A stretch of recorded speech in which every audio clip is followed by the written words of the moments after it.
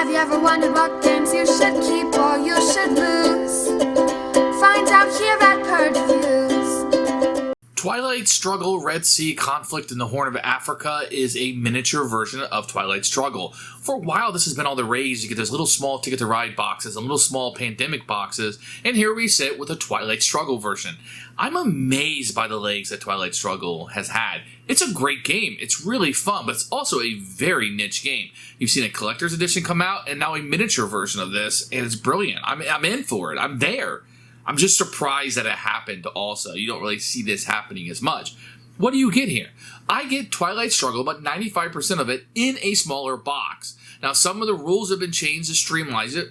The map is obviously going to be quite smaller, and the action is going to take about 30 minutes to play through the game. If you ever play Twilight Struggle and you're like, man, I like that game, but I want to play it over lunchtime, or I need a quicker version of it, this is it for you. This really does play a lot like Twilight Struggle. You don't lose a whole much in it. There is a wider scope in the original Twilight Struggle and more going on. This is going to take you just around the Horn of Africa, but I found the new location to be interesting. I found some things like Egypt playing twice, in the sea lanes being very interesting about what you're trying to do there, and I found some quick wins when I'm playing this one. But it still gives you the grunt and the feel of what you're doing in Twilight Struggle, with having the influence in different areas and being able to determine those through coups and realignments and etc. That's all in this game. So if you're looking for a smaller version, I think it complements the Big Brother. If you want to play the bigger game, I think the Twilight Struggle is the better game, and it kind of overreaches in that atmosphere. But if you're looking for something smaller and you want a quicker and you want a bite-sized version of it, or introduce somebody to the game, this is an excellent thing to have on your shelf, and I don't think it loses very much in the translation. So excellent job. Here is Twilight Struggle Red Sea Conflict in the Horn of Africa. This is going to be a box. I feel like the box is a little bit nicer than the original Twilight Struggle, although it looks a lot like it with just a different shadow on it. Going to get 2 rule books, which we'll take a look at in a few minutes. You're going to get player aids for both people. And we'll go over all the items that you need. Then you'll have a chart here, and this will be used for the solo game. These are kind of mounted or like cardboardy feel, and they're nice enough. You will get a mounted board with this one. So anybody who's been following GMT, you know sometimes you get paper mats. This is a real nice board that you're going to have here. You're going to have some player aids on each side. You're going to have a little bit of the Middle East and Africa and all the charts and stuff that you need right there. You're going to get a set of cards. You're going to get some autonomy, the Romanian autonomy card, which will replace the China card. You have a deck of mid-war cards, and then some late-war cards that you'll be able to utilize inside of the game. You're going to get 2 6-sided die, a red one and a blue one. You're going to get any number of chits. Now, these are pretty small chits. They're going to fit fine on the board and stuff, but some of these right here will have like words on the back. I can't see with my eyes, but it works fine for this game. They're good quality. They're just kind of small for my taste.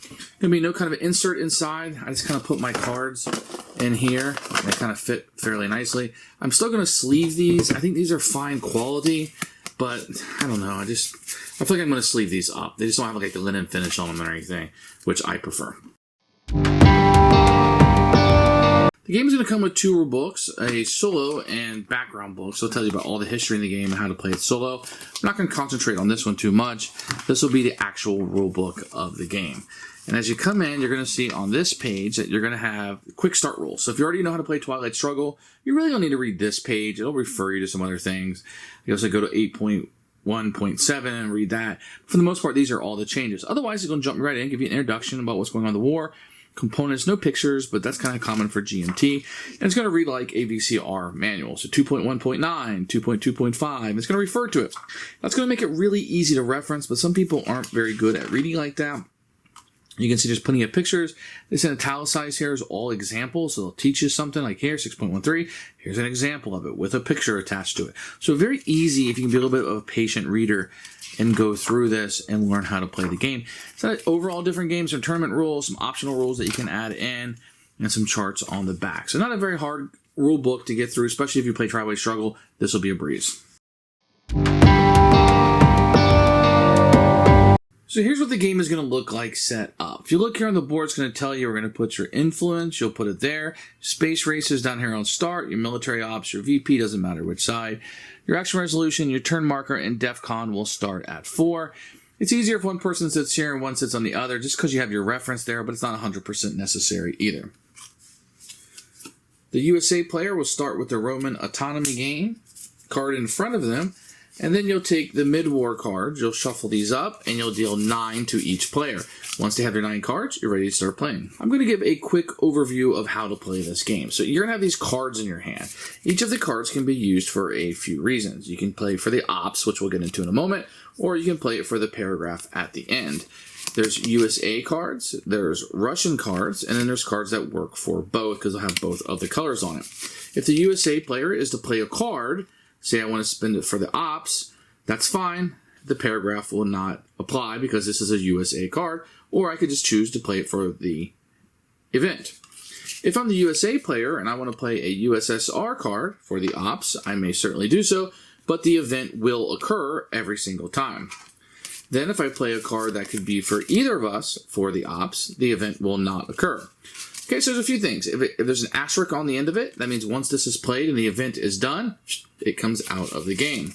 If it has an underline on it, that means it sits beside the board and likely has an ongoing power, so that means it's going to continue to occur. So first thing you do each turn is you're going to move the DEFCON status up 1. Beginning of the turn, you do not have to do so, and then you deal out the 9 cards. The very first thing you'll do is you'll choose a card from your hands called the headline phase, and you will play that card just for the paragraph. Whoever has the higher number will have initiative, and their card will be played first. If it's a tie, the USA player's card will go first. So everybody will reveal one of these at the same time, and the paragraph will occur, and it will come out.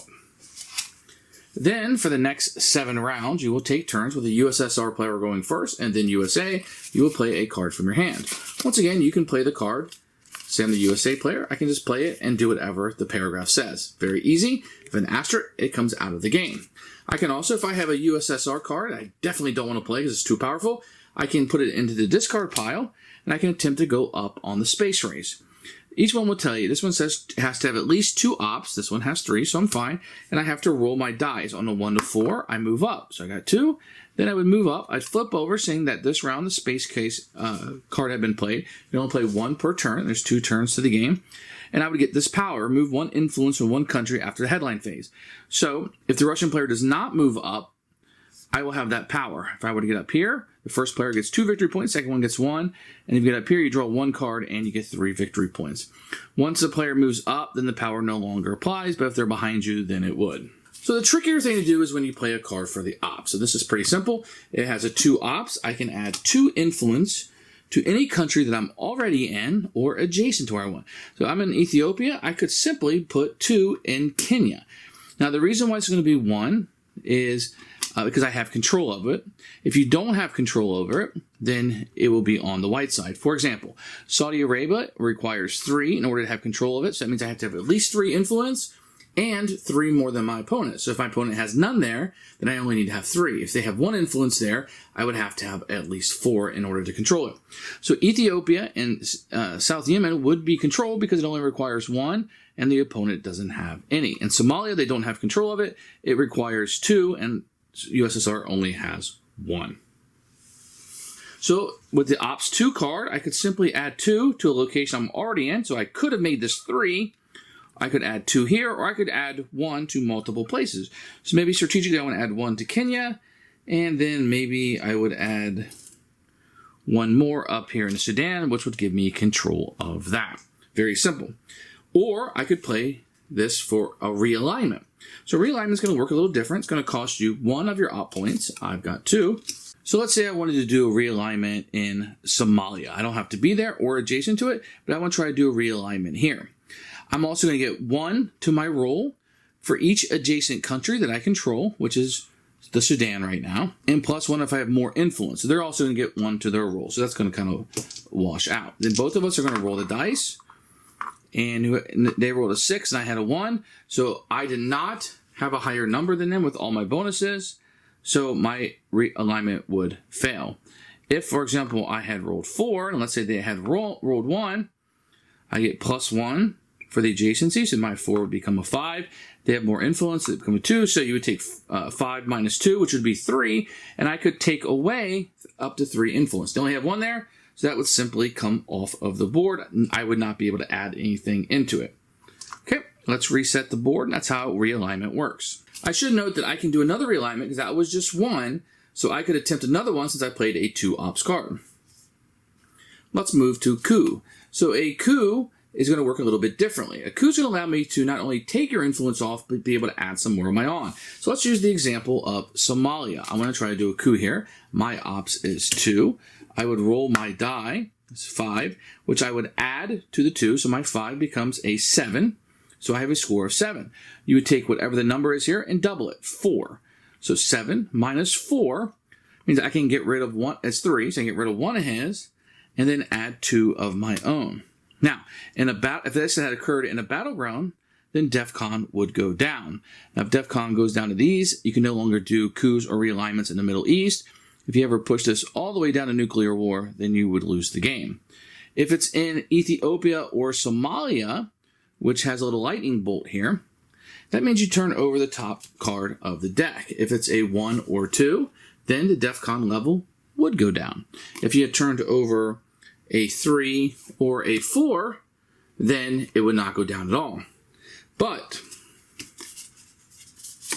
if you had turned over a scoring card, you would perform the scoring card before the coup happens. So now that we understand how to use opt cards, we understand how to use the events, realignments, and coups, let's talk a little bit about how to score points. There are a few ways for the game to end. Like I said already, if you are the one that pushes it to nuclear war because of the DEFCON level, then you will lose the game. Another way to lose the game is if your opponent gets 10 points, and adversely, you would win the game if you get to 10 points. And the points are a tug of war. So if a U.S. player has 5 victory points and the Russia scores 3, you simply 1, 2, 3, go back 3 on the board. Let's say you were at 2 and you lost 3 victory points, or USSR gained 3, you go back 2, and then USSR would gain 1. So it is a tug of war. Scoring is both cards are going to kind of work the same way. You're going to have presence, which means you have control of at least one country there. Domination means you have control. So presence means you control at least one country in the area. Domination means you control more non-battleground, which are the ones without the purple, and purples combined than your opponent. And you have to have at least one of each. So if you don't control one of each, which I do not here in Africa, I have 3 non-battlegrounds, then I would not have domination. But let's say for an example, I did have control of Kenya, then I do have a battleground and a non-battleground, and more than the Russian, because they don't have any, so then I would have domination. That would score me 3 points. Now, the last one is control, and that will score me the most points. If I happen to have control of all of the country, all of the battlegrounds, and more than my opponent, then you would have control, and you would score 4. So that's why these battlegrounds can become very, very important, because they can lead to control, which is the most points. Now, you also have strategic sea lanes, which is up here. This is new to this version. If you control this, then you can double whatever points that you would get from scoring the scoring card. So having control of strategic sea lanes can be super duper important.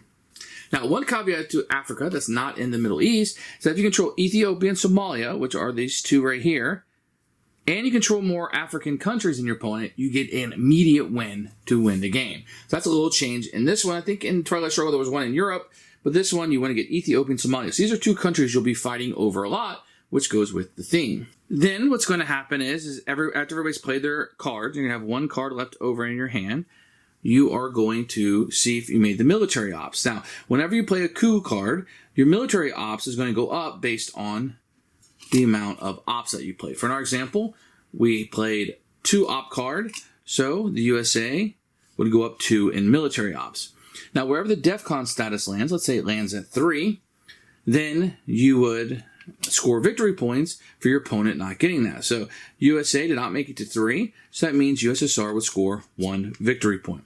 But the USSR didn't make it at all, so the US would score 3, which would put them back 1, and then US would add 2 victory points. So you would check the military ops at the end. After the end of the first round, you will take the deck that's left over in mid-war and shuffle it in with the late war cards, and you would deal these out after increasing DEFCON. You play 2 rounds of the game, and if an immediate win hasn't won, then it's whoever has the most victory points at the end of the game. And that's a quick overview of how you play Twilight Struggle Red Sea, Conflict of the Horn of Africa. Who should buy this game? Fans of Twilight Struggle, somebody who maybe played it, it was a little too much for them, they want something a little bit smaller scale. You want to play Twilight Struggle, but you don't want to spend a couple hours, just to do it in about 30 minutes. Or if you just want a bite-sized piece, this is a great way to teach somebody about Twilight Struggle and to be able to have that moment where you're just like, okay, let me just give you a little taste of it. If you like it, maybe move on to the Big Brother. Or if you have younger kids, maybe they don't want to jump into the big scale of things, and their attention span is more like 30 minutes, but they want some of that history aspect. I think this works really great for homeschooling also, if you want to teach some of these aspects about what's going on in this game and kind of how the influence works, etc. Does a really good job of that. For me, this is a keeper. I'm keeping both Twilight Struggle and this version. It really does fill a niche in my gaming library.